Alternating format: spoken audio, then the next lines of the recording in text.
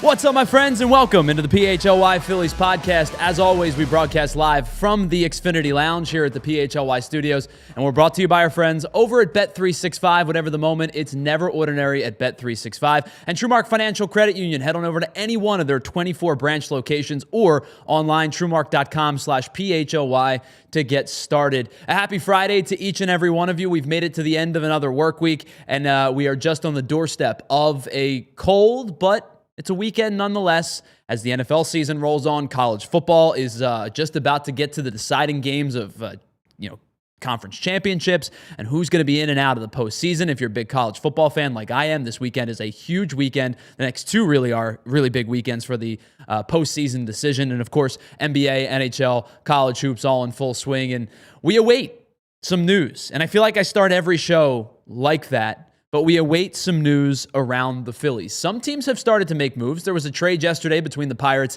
and the Red Sox, and obviously we've seen Devin Williams go off the board. Dylan Cease has been signed. A couple other players have been signed to deals.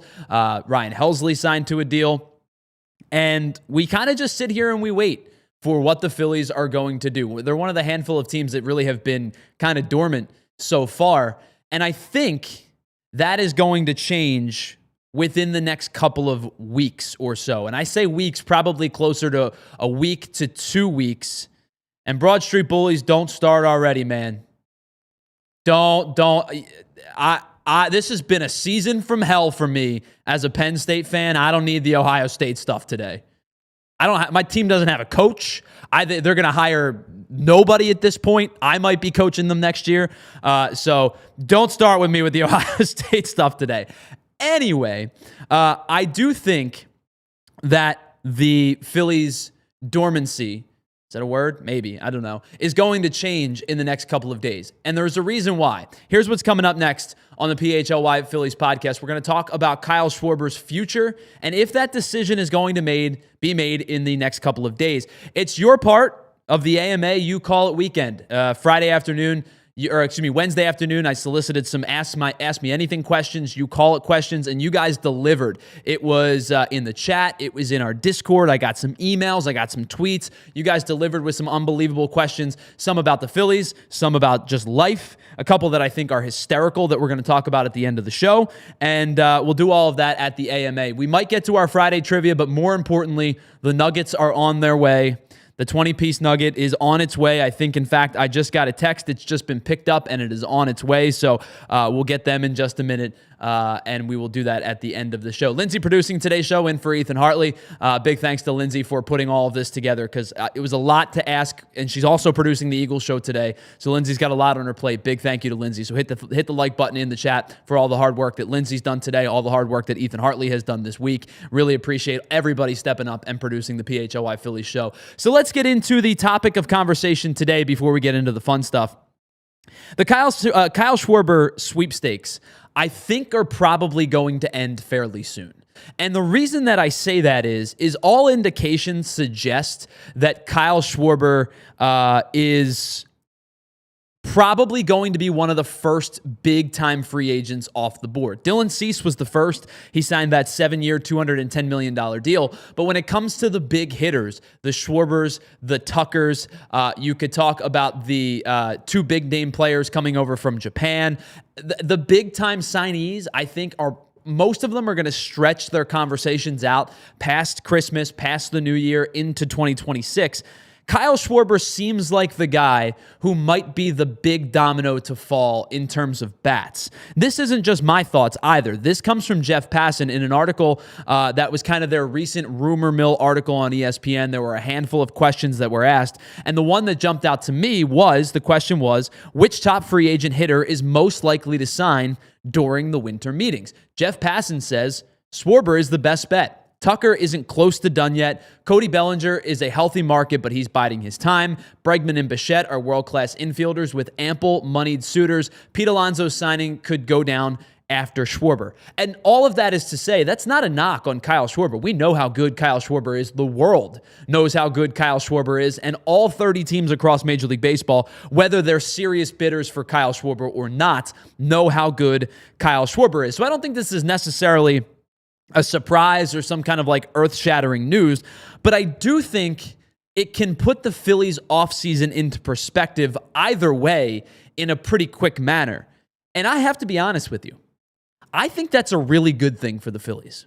I think that gives the Phillies a leg up on free agency on every other team, at least every other team that is waiting around for the rest of the hitters that maybe have gotten mentioned in that article. Bellinger, Bregman, Bichette, Alonso, of course, Kyle Tucker. That is a wait and see moment for all of those teams. And if those guys are going to drag their free agency out into January, perhaps into February, I don't think we get a Harper Machado situation where they don't sign until late February, early March, but they might not sign until after the new year. They might not sign until the end of January, which could theoretically give the Phillies a leg up on the competition, whether Kyle Schwarber signs here or not, because they're going to have an answer to the direction of their offseason, which is either Kyle Schwarber is here and you kind of know how much money you have left, or Kyle Schwarber's not here and you know exactly how much money you're going to be willing to spend, considering you had an offer in place for Kyle Schwarber.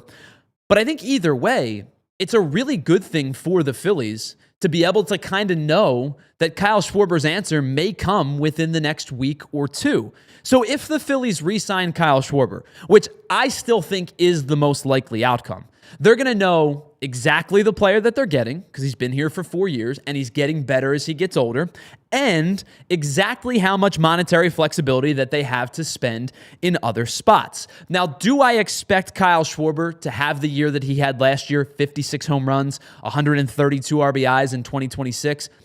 I don't. I think that was a career year for him, and I would imagine there is a slight regression in terms of those two numbers. However, his 162-game average across his career is 43 home runs and 98 RBI. I fully believe that Kyle Schwarber is going to hit at least 40 home runs, assuming health, which has been a constant in his Phillies tenure.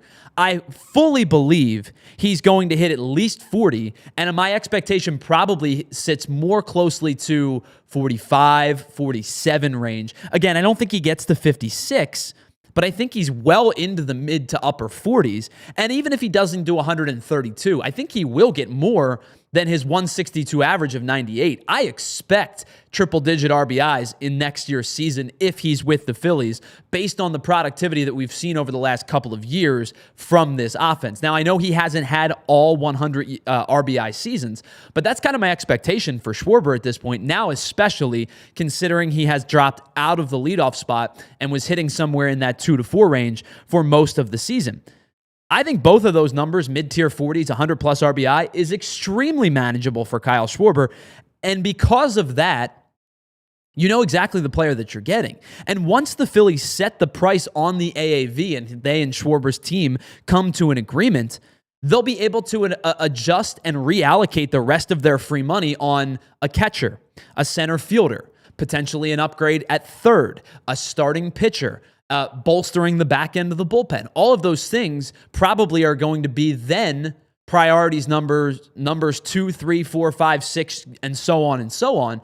But once you get your big-time free agent locked in Kyle Schwarber, you're going to know exactly how much money you have to spend. Now, if the Phillies don't re-sign Kyle Schwarber, then they're going to know exactly how they're going to be able to pivot and how much AAV they're going to be able to spend on another top-tier player, which, by the way, likely means none of the other big-time bats have signed. So you could pivot to Alonso. You could pivot to Bichette. You could pivot to Bregman and trade Alec Bohm. But I think if you don't sign Kyle Schwarber, the likeliest pivot point would then be Cody Bellinger. Assuming that you want another lefty in the fold, which if you want Kyle Schwarber, I would imagine you're cool with Bellinger if Schwarber doesn't sign. I'd imagine you're cool with Bellinger if he does sign and you get both. I don't know if that's within the realm of possibility, but I would have to imagine that the pivot point after Schwarber would be Cody Bellinger. He's a consistent bat and a consistent fielder. So let's take a look at Bellinger's numbers from a season ago with the New York Yankees. 152 games played, just shy of 600 RBI, a very respectable 272 average, 480 slug, 814 OPS, just shy of 30 home runs, just shy of 100 RBI, 59 extra base hits. You see what he does well is he doesn't whiff, he doesn't strike out. And the things that he doesn't do particularly well, his bat speed is a little bit slow. I think we're going to dedicate an entire video to him next week to get into his change of dynamic in his swing, which has made him a much better hitter over the last 3 years than he was in the span between MVP Bellinger and 2023. We're going to kind of get into those dynamics a little bit more. But I think Cody Bellinger would be an obvious pivot point if you don't re-sign Kyle Schwarber. So obviously there's not as much sheer pop as Schwarber had, but he has had at least 26 home runs in 2 of the last 3 seasons. And in those 2 seasons, he's driven in 97 and 98 runs respectively. He's swinging and missing less than he ever has before. His strikeout rates have been in the mid-teens over the last couple of seasons. And the thing that you really could use in the outfield to pair with that power bat is that his defense is elite. He has great range. He's got a good arm. My guess would be he plugs and plays as your everyday center fielder. You would go Marsh, whomever platoon in left. You would go Bellinger in center. And I would imagine you would go Justin Crawford in right, assuming that you can find a way to get off the Nick Castellanos contract any way possible. But I think that would be the pivot point, would be Bellinger would make the most sense if you don't go re-sign Kyle Schwarber. But regardless of what happens with Schwarber, if it happens as quickly as Passan suggests and other baseball scribes have suggested, that's a good thing for the Phillies. Now, of course, I think priority number 1 is just getting Kyle Schwarber back in the fold. I know everybody has their year limit, their money limit, and I understand at some point there's a tap-out point in either one of those categories. But I think priority number 1 for a lot of Phillies fans, and I think for Dave Dombrowski, is bringing Kyle Schwarber back. But if you don't get him back, you're going to know pretty quickly if these reports are true or if these sentiments are true, how you can pivot for the remainder of the season with Alonso, Bellinger, Tucker, Bichette, Bregman, all still readily available on the market. And I think that puts the Phillies in a good spot. I think that puts the Phillies, puts Boston, puts the Mets. I know we messed around with the Reds a little bit and said we're not too sure that they're going to be a team that ends up being in the mix for Schwarber, even if the reports say they could be. But any of these teams that are interested in Kyle Schwarber will have their pivot point soon. And I think for the Phillies' sake, either way, it works out perfectly for them. All right, let's take a break. On the other side, we're going to get into the Ask Me Anything portion of this show. You guys provided some awesome questions, whether it be baseball related or life related or some fun in between. We'll break it all down on the other side, and then I'm just waiting on the Nuggets to get here. I think they'll be here any second. It's the PHLY Phillies podcast. We broadcast live from the Xfinity Lounge, and we will be right back after this. Whether your favorite team wins or not, don't worry, there's always another way to win with the BetParx Casino online app. You can play unbelievable games like Huff and More Puff and Fireblaze Sky Queen, which is a BetParx exclusive. That's just a small sample as to why BetParx is the only online casino that I would ever recommend to play my favorite slots, casino games, table games, all right there in the palm of your hand. You can play blackjack, poker, baccarat, roulette, and of course, hot online slots such as 88 Fortune and Cash Eruption, and slots based on some of your favorite streaming shows like The Walking Dead, Squid Game, Peaky Blinders, and so much more. New users right now get up to $1,000 casino bonus back if you're down in the first 24 hours. Head on over to betparx.com and download the app today to check out all the action and the excitement from the casino right there at your fingertips. You must be 21 and in PA, New Jersey, Maryland, or Michigan for BetParx. You love to play, you play to win, you bet BetParx. Gambling problem? Call 1-800-GAMBLER. Hey, it's Tyler Zula here on the PHLY Phillies podcast, and if you've got that cold air that's starting to sneak into your house, maybe the basement's not as warm as you were hoping it would be, chilly nights where you've got a couple extra blankets because the heat isn't cranking the way that you would like, well, listen, don't worry. If you have heating issues, that's where you call our friends over at Ace Hardware Home Services because they've got you covered, whether it is heating repairs or it's a water heater, plumbing, electrical, whatever the fix might be, they're the trusted local pros that bring the same helpful service that you know from Ace the store right to your front door at home. So whether it is a quick fix or it's a bigger winter project that you just have to get done because the cold air is just making your home a really uncomfortable place to be, they've got the tools, the know-how, and the people to get it done right. Not just right, but right done the first time. Ace Hardware Home Services, they bring the helpful to your home. Head on over to acehardwarehomeservices.com to get started on your next project today.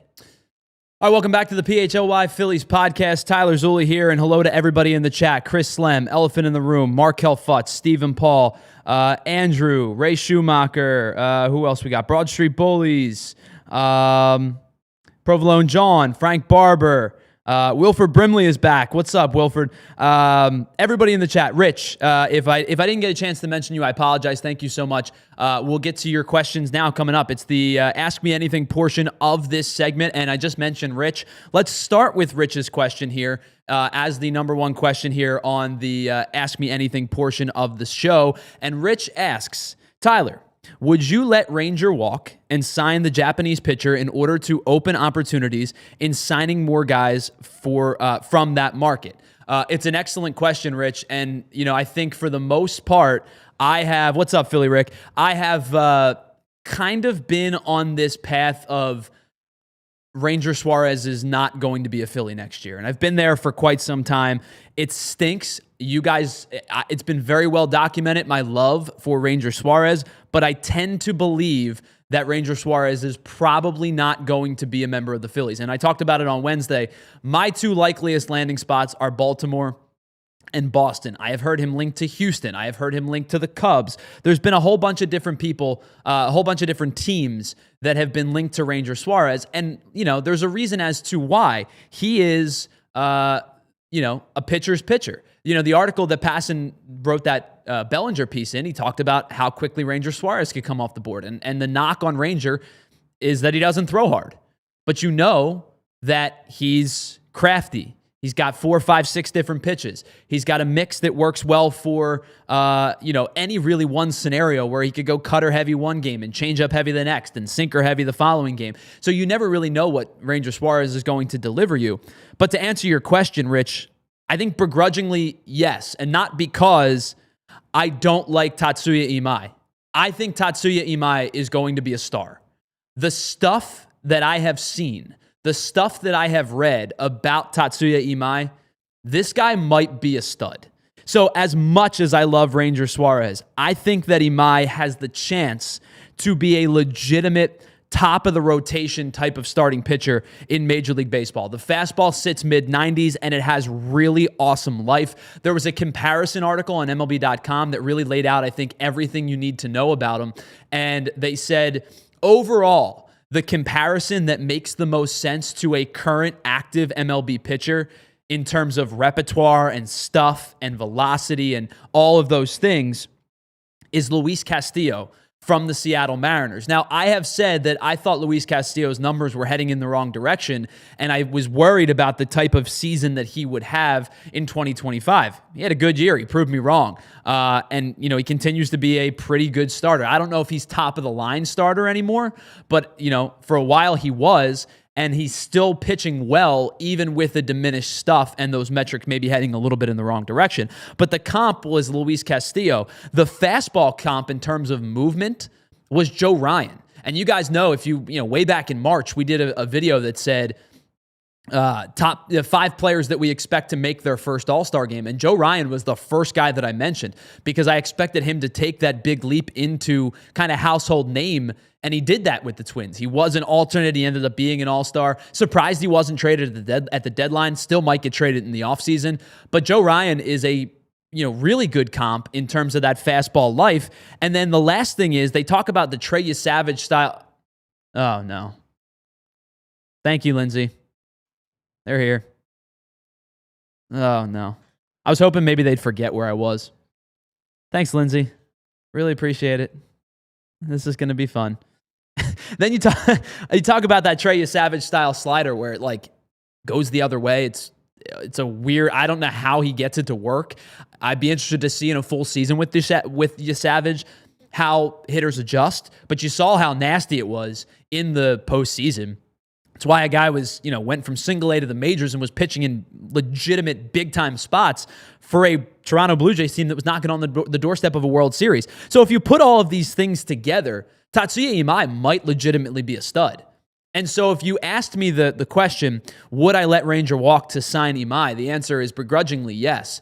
I don't think either of these guys end up as members of the Phillies, because I think that Ranger signs a big-time deal that the Phillies aren't going to match. I think Imai gets a big-time deal that the Phillies aren't going to match. I would say Imai has a really good chance of signing. We were talking about Chicago the other day with Framber. I know there's a lot of connection with Imai to Chicago. There's connections there with the Yankees. I think that those two guys are both going to sign bigger deals than the Phillies are going to dish out for a starter. But if you ask me this one-for-one question, yes, I would sign Imai over Ranger Suarez at this current point. All right, let's get to our next question. This one comes from Stephen Paul. Stephen Paul says, Schwarber is re-signed, but not JT or Ranger. How do you think the starting lineup looks? So I think this is likelihood scenario either number 2 or 3. I think the likeliest scenario is that Schwarber and JT are back and Ranger walks. But the Schwarber, yes, JT Ranger no scenario is probably like number 2 or number 3. But if you're asking me this, I think this is probably how the lineup would be constructed. Top 3, there's no secret. It's Trey Turner at short leading off, Kyle Schwarber batting second as the DH, Bryce Harper bats third at first base. That's the easy part. This is where it starts to get into a more difficult scenario. But the team that I keep coming back to doesn't look a whole lot different than the team that we saw last year, with the exception of a couple of guys. So in no particular order, Bryson Stott is your second baseman. I think Alec Boehm is probably still your third baseman. I do think Boehm is eventually back unless he ends up getting traded. My wish would be that it's Kazuma Okamoto to be the third baseman next year, to sign him in free agency. I like his bat profile. Doesn't whiff a lot, doesn't strike out a lot, good bat-to-ball skills. Not the pop of a Murakami, but a much more polished hitter in terms of swing and miss stuff. But Okamoto would be the guy that I would put at third, but I think the reality is it's probably going to be Alec Boehm at third. Then the two positions really that I am struggling with are right field and catcher. Because I've talked about free agency. Victor Caratini has been the name that I keep bringing up for a while now as a free agent signing if you don't bring back JT. But I think if you're not bringing JT back, the likelier scenario is that the Phillies end up going in the trade market for a catcher. Now, I know Adley Rutschman's the hot name. Everybody wants Adley Rutschman. I don't think the Orioles are going to part with Rutschman. I think they're going to pair. I don't want to say platoon because it's probably not the right word to use because they're both going to play. I think they're going to pair Rutschman and Basayo. One of them's going to DH. The other one's going to catch. And it's probably going to be like a Rutschman catches 60%, DH is 40% type of split because Rutschman's a better defender than Basayo at this current moment. Basayo's bat is too good to keep out of the lineup. So I don't think Rutschman ends up being the guy. The two guys that I have kind of pinpointed are Ryan Jeffers from the Minnesota Twins. I've talked about Ivan Herrera before, but it seems to me, even though the Cardinals did bring back Joel Pozo on a one-year deal, I think that Ivan Herrera probably sticks in St. Louis. The bat is just too good for them to give up, even if he doesn't catch full-time. I think he could DH at a pretty good clip. So the two guys that I keep coming back to are Ryan Jeffers from the Minnesota Twins and Harry Ford from the Seattle Mariners. Now, I know he didn't really play too much. Really, it got his first hit of the season in game 161, I believe it was, because obviously Cal Raleigh was there for most of the catching duties. But I think Harry Ford is an intriguing name, a young catcher who I think a lot of people are waiting on to break out. Those two guys, I think, at the catcher position in terms of trade would make the most sense. I think in left field, the one I keep coming back to is a platoon, and I think it's a Brandon Marsh, Rob Refsnyder platoon. I think Refsnyder hits against lefties. I think Marsh hits against righties. And both of those guys are pretty, obviously, we know Marsh is very good against righties, struggles against lefties. Refsnyder hit really well in a small sample size against left-handed pitching last year. I think he had about 150 at-bats. I keep coming back to that being the left field platoon of Marsh and Refsnyder. I think Justin Crawford's in the lineup in some capacity. I don't know if that means he's playing center or playing right. And then I think if it is Schwarber back as your DH, I do, even though I don't love the idea, I do think there is a very real scenario that the right fielder next year is Adolis Garcia. It's not something I'm super thrilled about, but I do think that scenario exists. So to answer your question, Stephen Paul, I think it looks something like this. Jeffers or Caratini behind the plate, Harper at first, Stott at second, Turner at short, Bohm at third, Marsh, Refsnyder platoon in left, Justin Crawford in center, Adolis Garcia in right. That would be my educated guess at this current moment. There has to be power coming from somewhere. And if you're putting Justin Crawford in the outfield and you have Marsh, Refsnyder platoon, which doesn't provide you a ton of pop, you need to get power from somewhere. So whether it's in the center field or right field position, you have to get power to offset your two lefties in Harper and Schwarber. That's where I think Garcia might come into the fold. I don't know if it's the case, but that would be my guess. All right, let's get to our next one. We've got two more here in the segment. This one comes on Twitter from Stephen G. I wonder if this is our buddy Steve Garrison, who we haven't had a chance to talk to in a while. But Steve G says, Schwarber walks, pivot to Bellinger. That was kind of something we've already talked about. Trade Bohm to Seattle for Randy Arozarena. I don't think one-to-one that trade works. I don't think that's a trade that the Mariners would like to make. But I do get your sentiment in trying to get a Arozarena from Seattle, and there probably would have to be a little bit more involved. Sign Andujar or Polanco to play third. I like Polanco a lot. Jorge Polanco had a really nice year this past year, was much better than he was in 2024, where he hit just 213, hit 265 this year, hit 26 home runs, kind of got that power surge back a little bit and did it in Seattle, which is not an easy place to hit in terms of power. The only question is, can he play third base on a regular basis? He's only played 29 games at third base in his major league career, and he's only played 5 at the third base position over the last 2 seasons. I like Polanco's bat. I don't necessarily know if Polanco playing third every day is something that you're going to come to love. Re-sign JT, I do still think that's the most likely outcome. The trade for Rushman is something we talked about. And then the bottom one was Luke Weaver or Pete Fairbanks for the bullpen. I think Pete Fairbanks is destined to be a member of the Arizona Diamondbacks. I think that that's something our PHNX Diamondbacks crew have talked about a lot. I think Luke Weaver, we talked about him last week. Luke Weaver makes a ton of sense for this bullpen. You can slot Luke Weaver in between Orion Kerkering and Joan Duran, and that's your righty middle to high leverage guy. And then you could slot Kerkering down one, allow him to get those clean innings. And then you would go Duran, Weaver, Kerkering from the right side. As of right now, you would go Strahm, Banks, and Alvarado from the left side. That's a really good 6 in my opinion. I don't know if all 3 lefties are still here, but it's a really good 6 in my opinion. And then the last one here from our buddy Broad Street Bullies asks an interesting one. What if Zach never got hurt this year? Talking about Zach Wheeler. I got to be honest with you. I think having Zach Wheeler in your starting rotation, you're never going to say no to it. And I think it allows you to slot everybody where you would hope, right? So Wheeler starts game 1, Sanchez starts game 2, Luzardo starts game 3, Rangers available out of the bullpen to give you some flexibility. You have some maneuverability within your starting rotation. That all sounds wonderful. The problem is nothing changes if they don't hit. And they didn't hit. Their top 3 were putrid. They got no productivity from the 4 spot. Brandon Marsh was hitting 5th. Harrison Bader, one of your few spark plugs in the lineup, ends up getting hurt after the first game. I love the idea of having Zach Wheeler in the rotation in the postseason. It helps you match up and keep it, in terms of limiting runs, but they didn't score any runs. So having Wheeler in that rotation, it's kind of like the conversation we had about the 2011 team where Roy Oswalt was brought in, and it was like, damn, Oswalt was really good that season and in that postseason. But the Phillies didn't hit against the 2010. Phillies didn't hit against the San Francisco Giants in the NLCS. That's why they lost, not because of pitching. Same thing because of that happened in 2025. Phillies didn't lose because their pitching was bad. Sanchez was a dog. Luzardo was nasty. Ranger pitched well. They lost. And even Aaron Nola's 2 innings were good. They lost because they didn't hit.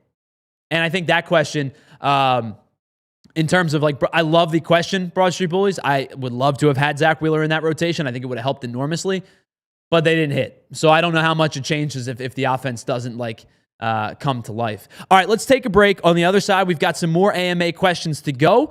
We have some awesome comps about the Bryce Harper, Manny Machado question from a couple different questions. We've got some fun stuff coming up, including jersey conversation, and then I got to get into those Nuggets, I guess. It's the PHLY Phillies podcast. We broadcast live from the Xfinity Lounge, and we will be right back after this.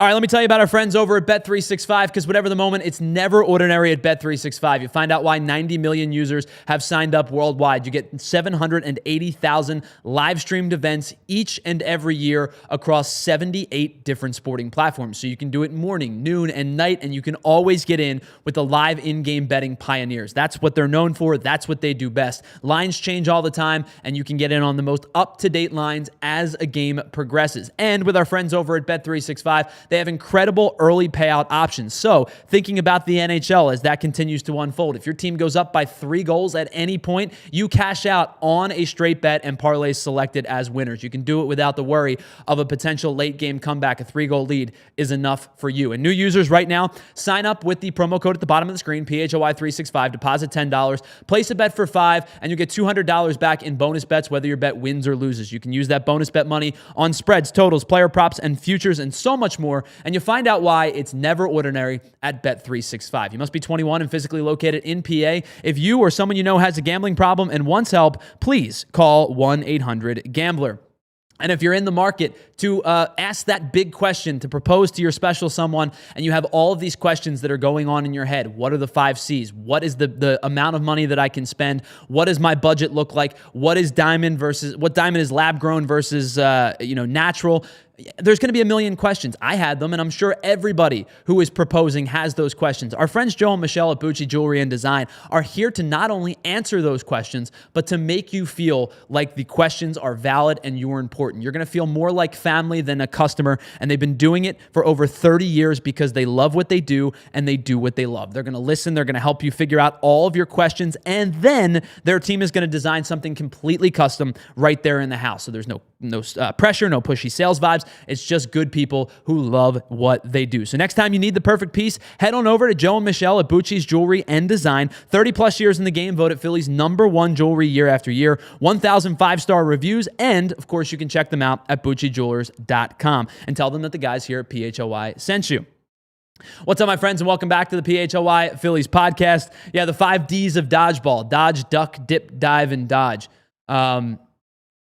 That's one of those movies that it probably wouldn't get made today.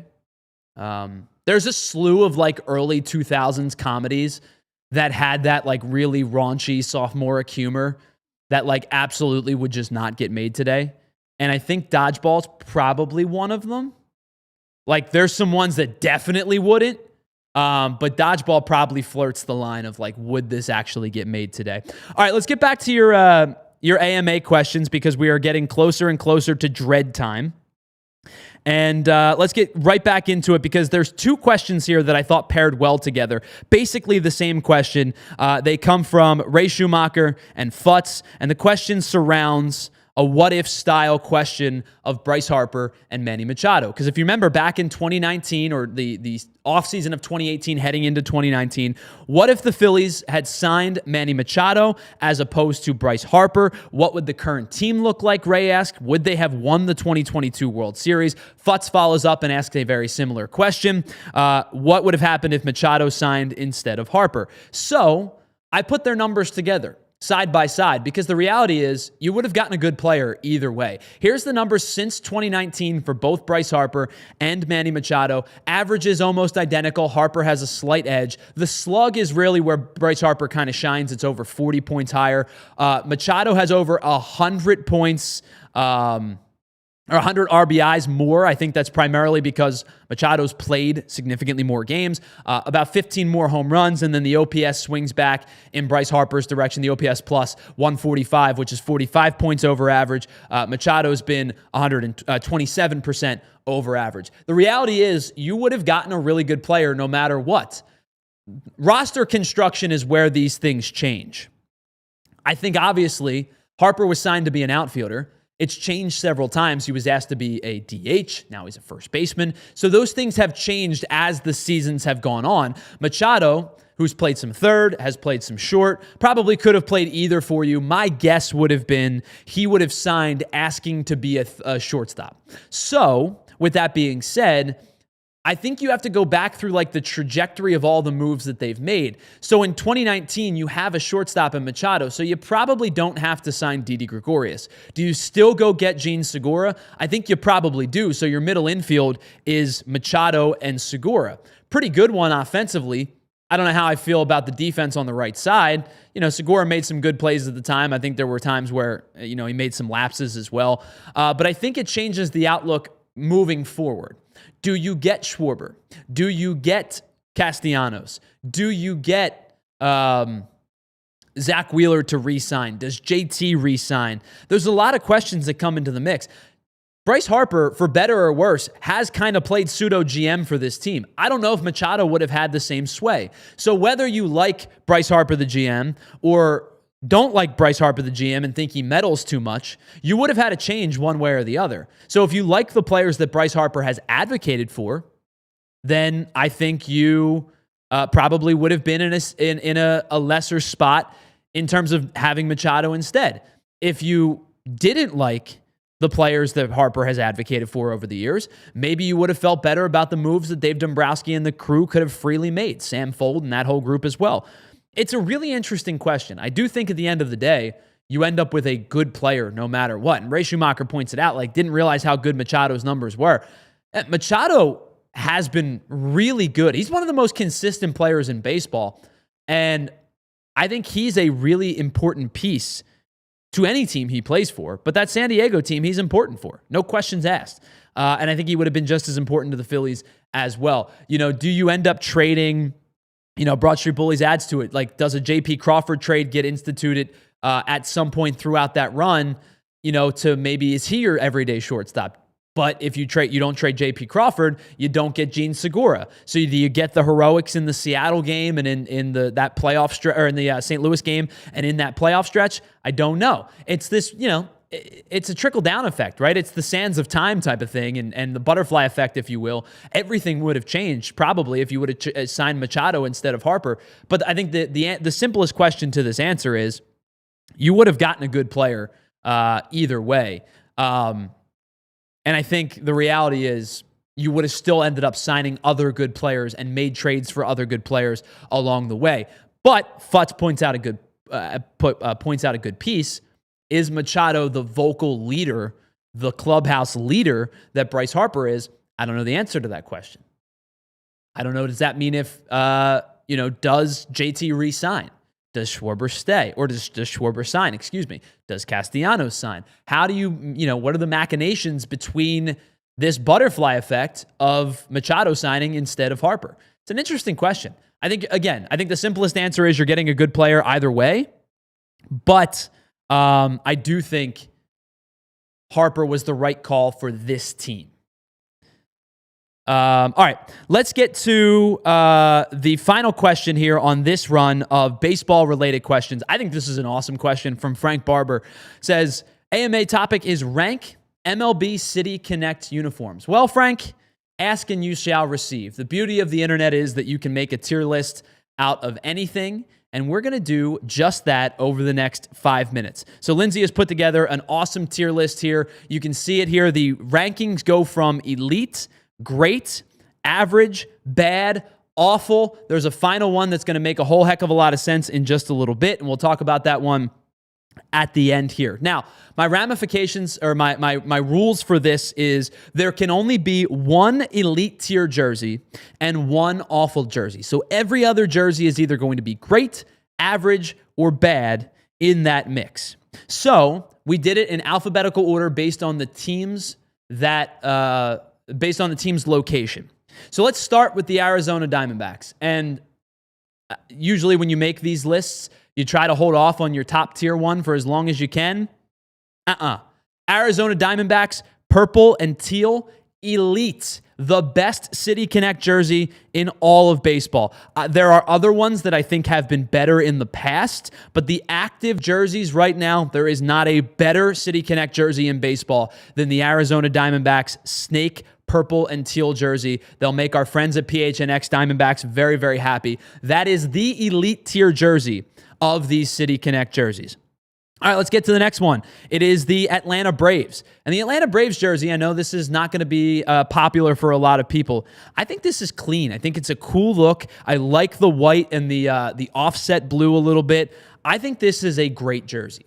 I think this is a really clean jersey. The blue and red pair really, really nicely together. Mostly the white jersey with that blue and red offset. I think it just looks really, really nice. I like this jersey a lot.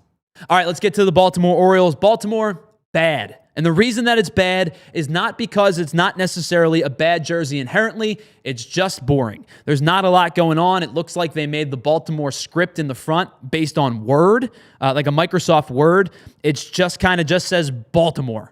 Pretty boring. Not a whole lot going on. That goes in the bad tier. Boston Red Sox also fall in the bad tier. I know that this is a controversial opinion because it's based on the Green Monster, and the Green Monster is so cool, and blah, blah, blah. Boring. I hate this jersey. I hate this jersey less than I hate the yellow jersey because the yellow jersey would have fallen in the awful tier when they were using that one. This is a step up, but it's a step up to bad. Hate this jersey. Think it stinks. The next one, we are going to move on. Let's move on to the Wrigleyville Chicago Cubs jersey, and this falls in the average tier. Nothing wrong with it. The color scheme is nice. The dark blue with the light blue trim is cool. I like the Wrigleyville font a little bit better than Baltimore's font, and at least it's something catchy and creative other than just the city's name across the front. That's why this falls into the average tier. It is what it is. Now, their cross-city rivals, the Chicago White Sox, great. Jordan era, incredible. This thing is an awesome homage to the Chicago Bulls jerseys, and they tweaked it just enough to have a little bit of Chicago White Sox flair in it. This jersey is great, and it was one of the 2 or 3 jerseys that was in the elite level category for me. It ended up finishing second or third. I love this jersey. This jersey is freaking sick. All right, let's get to the next one. The Cincinnati Reds. I'm putting this one in elite as well. I know I just talked about how kind of Baltimore's is a little bit bland. The red trim on this, the red with the white and gray accents on the black letter scheme and the black jersey, I think is really, really good. I think this is just a clean jersey. I'm going to put this in the great tier. Now we get to, who is next? The Detroit Tigers, right?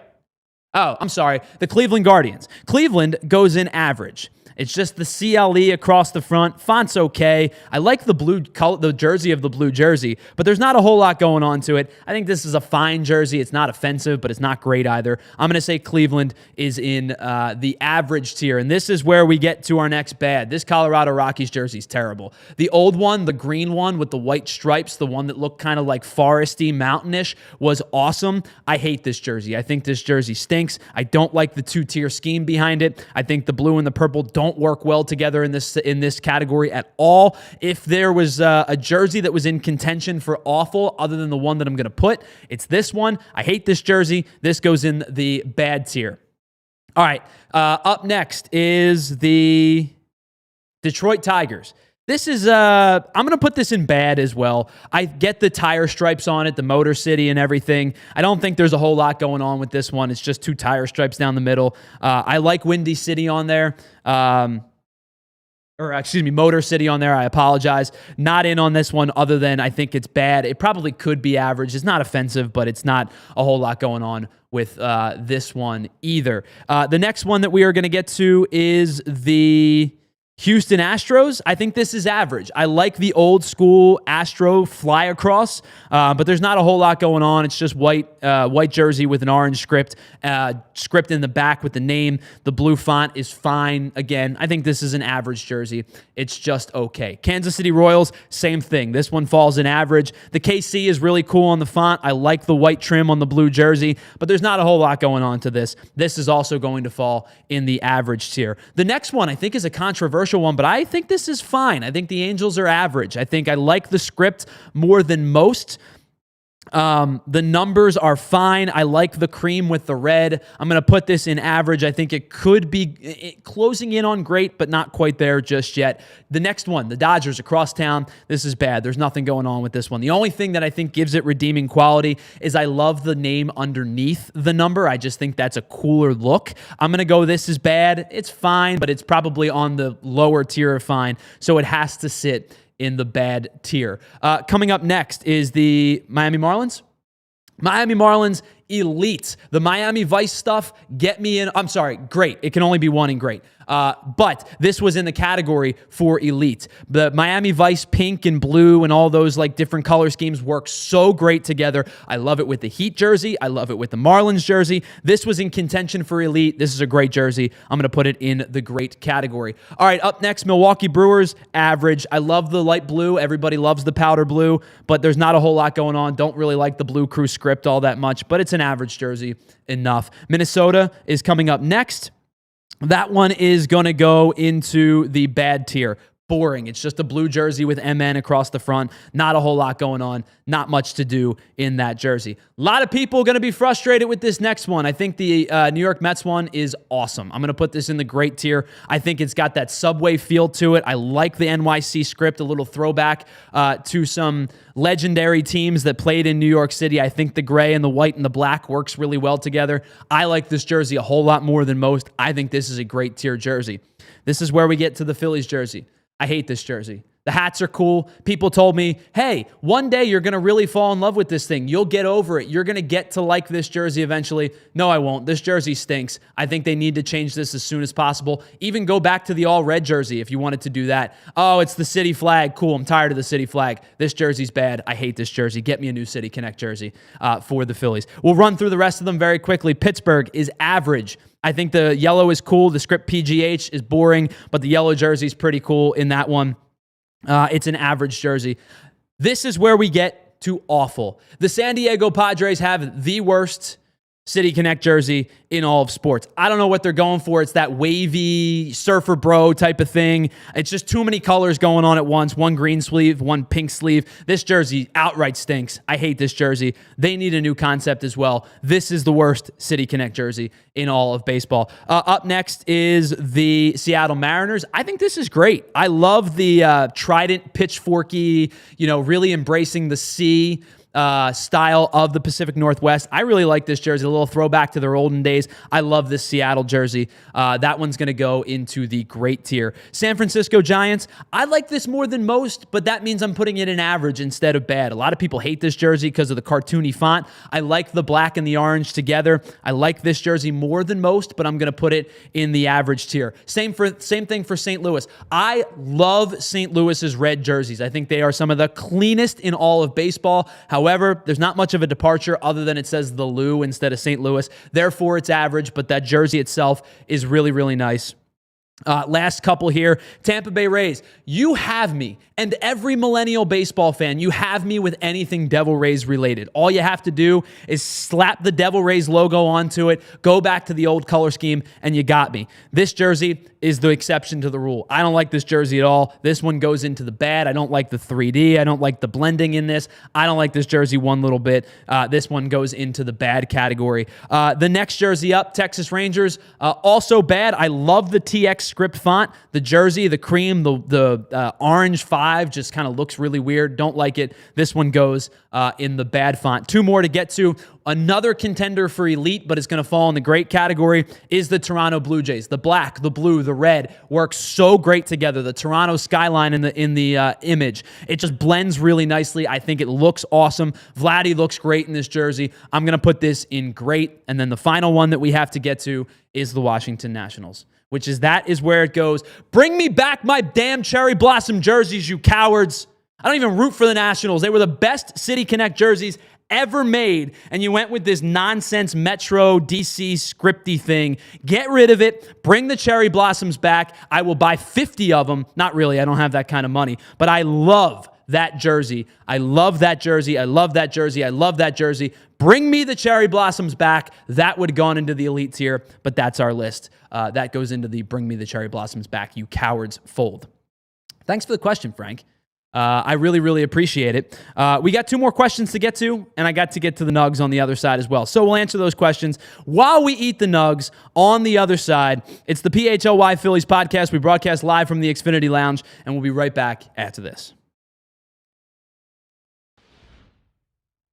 All right, listen. When you have a team and you have elite level players, you don't want to have them step outside their comfort zone or do things that they're time consuming and take you away from what really matters. It's not worth the risk, the time, or the money. You want to keep your stars focused on what they do best. That's where Togo comes into play because they do the same thing for your business. You don't want your top people buried in operations and the day-to-day tedious time consuming stuff. You want to keep your impact players fresh and make sure they can focus on putting points on the board. With Togo, it's an integrated part of your team and every engagement starts with free process mapping and engineering. There's absolutely no cost or no commitment to your company, and they don't bill you a dime until the real work begins. With each Togo program, you get a dedicated staff, custom automations, and US-based process engineers who act as your quarterback that are going to lead the charge while you give out the orders as the head coach. So at Togo, they turn your playbook into performance. You call the plays, we execute your way, and we advise along the journey. Head on over to harnesstogo.com to scale smarter, work faster, and stay focused on winning with your company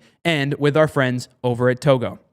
And while we're here, let me tell you about our friends over at Shady Rays. You know that feeling the moment that you leave your sunglasses on the top of your car, or you leave them at the beach, you lose them in the ocean, you're on a ride and they fall off your head, they're gone. You're not going to get them back. But don't fret. With our friends over at Shady Rays, they have the best protection plan in all of eyewear. Every single one of the pairs of sunglasses that you buy are backed with a lost or broken replacement guarantee. And with Shady Rays, you get unbelievable styles, crystal clear optics, polarized lenses, frames that fit on your head properly. If you're like me, you got a big head, you got to make sure that your frames fit properly, and you know you're going to get that with our friends over at Shady Rays. And they don't cost a ton either, so they've got your back with this incredible protection plan and awesome pricing. We've teamed up with Shady Rays to bring you an exclusive deal. Head on over to shadyrays.com. Use the promo code PHLY for 35% off a pair of polarized sunglasses. And try for yourself the shades that are rated 5 stars by over 300,000 people. All right, welcome back to the PHLY Phillies podcast. All right, we got to do it. I feel like I need to stand up for this. Oh, so many nuggets. That's so many nuggets. Oh, my gosh. Lindsay, I don't feel well. Can somebody else do this? All right, we got to get to these nuggets. I promised I would do it. Oh, goodness. This is how Anthony felt when he was eating eggs the other day. But he had to eat 2 eggs. I got to eat 20 nuggets. Let's get to our final 2 Ask Me Anything questions. And I'm going to try to devour as many of these as we possibly can. And Lindsay, please feel free to chime in on any of these questions while I eat 20 McNuggets in the next 5 minutes. The next question is from Markel Futz. How did Tyler pop the question? Great question. I got to try to do it with a mouthful of nuggets in my mouth. They're dry. This is terrible. Do you want some sauce?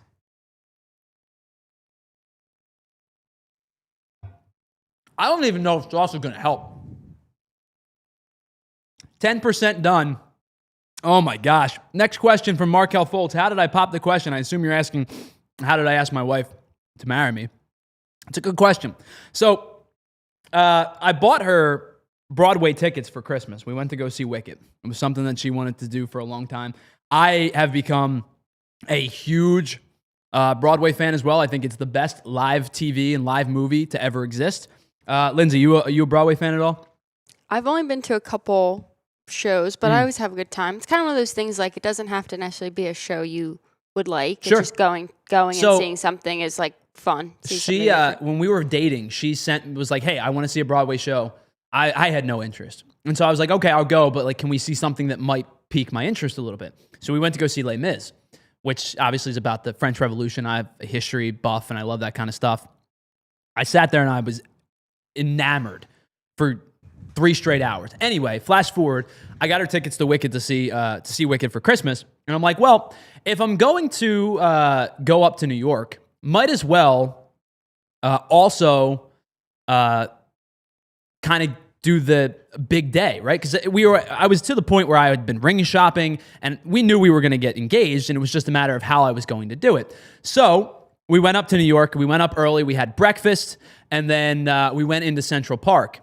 And we walked around Central Park. I had hired a photographer, a buddy of mine, who was going to help set up all the shots and, do the surprise, like sneaking in the bushes, creepy type of photographer type of stuff. And did you know she wanted pictures of it, or you just wanted? I just assumed. Yeah. I mean, I've said this before when she and I knew we were going to get when it was getting serious and we knew like, all right, this is the person I'm going to marry. She was basically like, hey, here's the type of ring I would like. Yeah. And it was one of the best things she ever did for me in terms of like leading up to that moment was awesome. But so I had the ring in my pocket. We took the train up to New York. So I had the ring in a coat pocket. She fell asleep on me, like in the side of the pocket that had the ring. And I'm like, oh God, like you can't lean on me. And I had to make crap up basically. Yeah. So we get to Central Park and I had my photographer set up. We had some time. So we were walking around doing some sights and I'm like, okay, it's about time to go find my photographer. The problem is it like torrentially poured like 2 days prior. And he was texting me and I wasn't getting it because we were in Central Park and there was no service. He was texting me, I have to find a new location. The location we picked was flooded. Yeah. And so we had to find a new location. And I wasn't finding him. And so my heart's racing. I'm getting really flustered. And I'm walking at like a running walk speed. And my wife, who is in like wedges, because we were going to go to, Broadway, and you kind of dress up when you go to Broadway, and also is 5'2", so does not have nearly as long of strides as I do at 6 foot, was getting really mad at me because I was like feet ahead of her. Sprinting. And she's getting to the point where she's like, I'm hungry. I'm making you, like, you're pissing me off. Like, you better tell me what's going on or this day is over. And I'm like, I have 5 minutes to find my photographer. And I see him. He jumps out of the bushes and like waves at me. I'm like, oh, thank God I found him. And I had this whole like speech prepared in my head, but I was so flustered that I got down on one knee and I was just like, oh, will you marry me? And I had a little bit more. It wasn't that bad. That's a dramatization. But I had this whole like speech prepared and I got like 20% of it because I was so flustered you just wanted after to, everything be that happened. done. You just want to like get it all out. It was just like a word vomit came out. And it ended up being a really nice day. We ended up getting lunch and we went to see the play and we were, over the moon and people were, she's showing off the ring and people are asking like, hey, did you guys just get engaged? And it was a beautiful day. But she'll tell you that like 20-minute span, I think she might have like beaten me up and like dumped me in a. Yeah, she almost said no. Yeah, probably would have said no if it lasted much longer. All right, 2 more nuggets. By the way, thanks to everybody watching on our streaming platforms, Roku, Samsung, Xfinity. Head on over to allphly.com to watch the rest of the show. We are officially in Nugget Overtime. This sucks. You have to eat all 20. No. As many as you can. This really sucks. By the way, these cost me $19 with delivery fee. They were $9.99 for the 20-piece. They cost me $19. It's insane. The delivery is as much as the food. All right, let's get to the last question. This one comes from our buddy JC Heim 90 about more family. When naming your child, did you consider any combo that would create a nickname via the initials? You can read the rest there. I'm going to eat 2 more nuggets.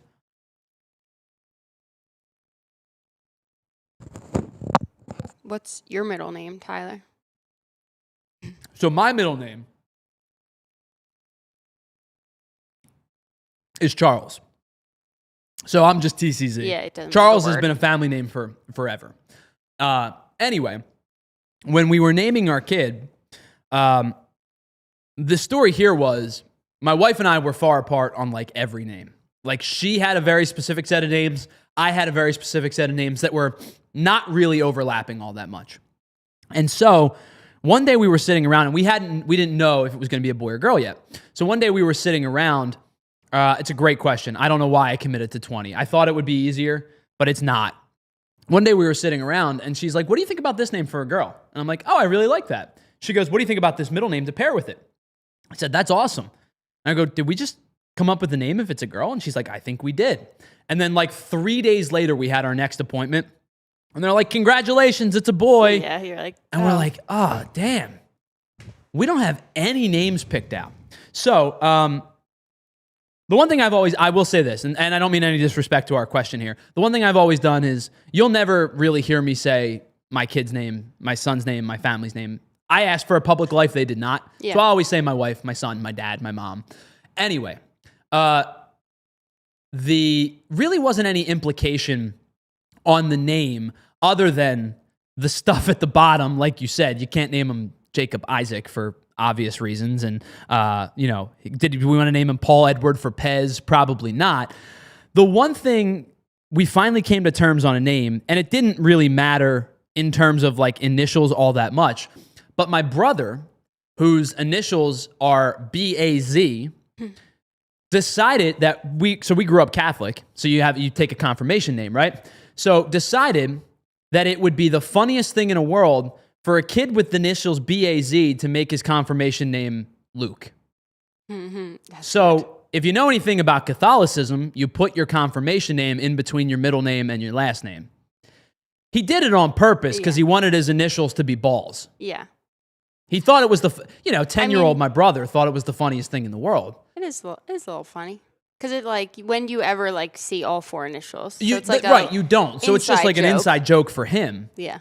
But no, I don't think we had any, I don't think anything jumped out to us in terms of that. I guess really the bigger thing was like, you can't really pick a name that has like an E or a Y or an I at the end of it. Because my last name ends in an I. Yeah. So like, for example, if it was a girl, it would have been just the most unfair thing in the world to name her Julie. Yeah. Like Julie Zuli would have been awful. Yeah. But anything really with an I or a Y or an IE at the end really didn't work for him.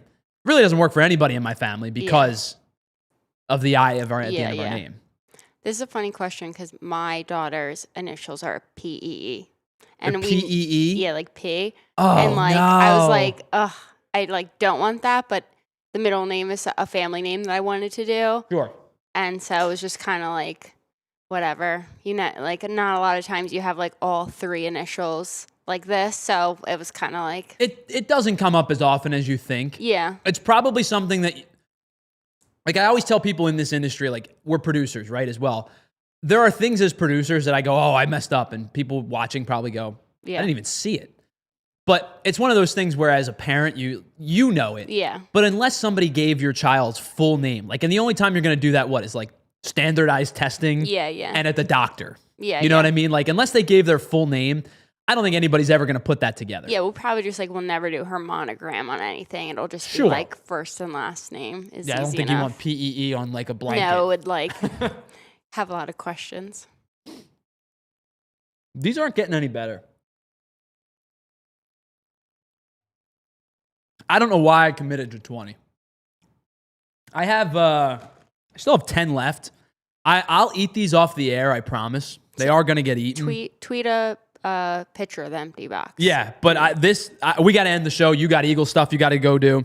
I don't want to eat any more food on the air. It's disgusting listening to me chew, I'm sure. But a big thank you to everybody who asked any of our questions. The AMA segments don't work without you guys. So I'm super, super grateful for everybody who was a part of today's show. And everybody in the chat as well.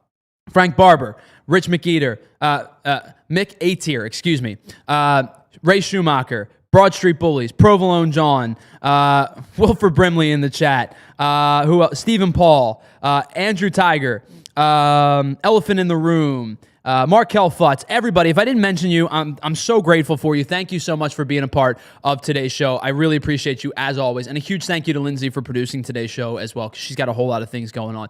We'll be back on Monday for the next installment of the PHLY Phillies podcast. Have an excellent weekend. Enjoy your weekend, and we will be back hopefully with some Phillies news coming up in short order for the offseason, because I am kind of getting tired of saying the same thing at the beginning and end of every show. PHLY Eagles up next at 2, Sixers 7:30 pregame, 10 minutes after for postgame, and the Flyers this weekend for more game activity. We'll talk to you on Monday at noon right here on the PHLY Phillies podcast. See ya. We all silly like the mayor.